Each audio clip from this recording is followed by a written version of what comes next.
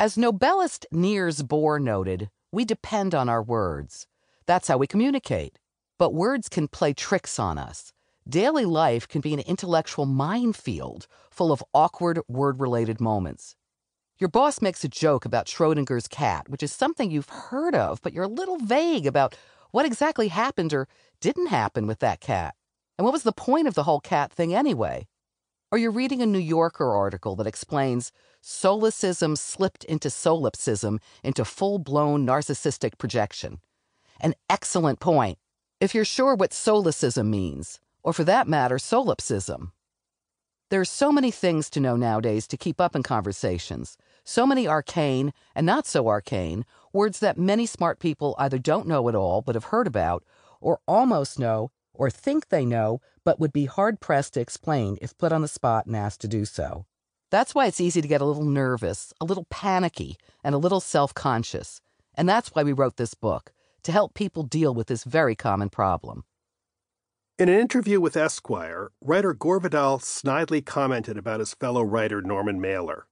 For a writer, memory is everything, but then you have to test it. How good is it really? Whether it's wrong or not, I'm beyond caring. It is what it is. As Norman Mailer would say, it's existential. He went to his grave without knowing what that word meant. Maybe Vidal is exaggerating, but one thing is certain. A lot of us use words that we're not completely sure about, and hope that we got it right. Seth Stevenson in Slate wrote about the words that erudite people kinda sorta know, but kinda sorta don't, dubbing these words one's bubble vocabulary. These are the words that, if you were asked directly, what does this mean, would make you hem and haw and try to change the subject, like syllogism, or solipsism, or trope, or yes, existentialism. Awkward Moments gives readers a brief rundown on words smart people should know, from the worlds of science and the arts to philosophy, and from broader topics like quantum physics and ontology to smaller, more specific ones like Schrodinger's cat. It covers the Latin phrases we hear and read, prima facie, sui generis, and the like, as well as those that have entered our vocabularies from other languages, Weltschmerz, ennui, wabi-sabi.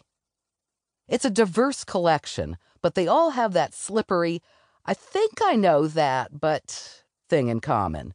We culled these words from a variety of sources, including different dictionaries' most often looked up lists of the most commonly misunderstood words and concepts, as well as stories and lists compiled by newspapers like the Washington Post and the New York Times. Some were chosen because readers complained about them. "I don't think I should need a dictionary to read your paper," one irritated reader wrote to the Post. Other irritated readers told him to suck it up, Buttercup, in the comments because they didn't want the paper dumbed down. Others were chosen because they frequently appear in articles and conversation, correctly and incorrectly, and still others because we had always wondered about them ourselves. And at the end of collecting and culling and talking to people and asking what they considered part of their bubble vocabularies, we wound up with 100 words that smart people should know or think they know, but often secretly don't. The ones that you might slip into conversation, then wonder if you've actually used them correctly.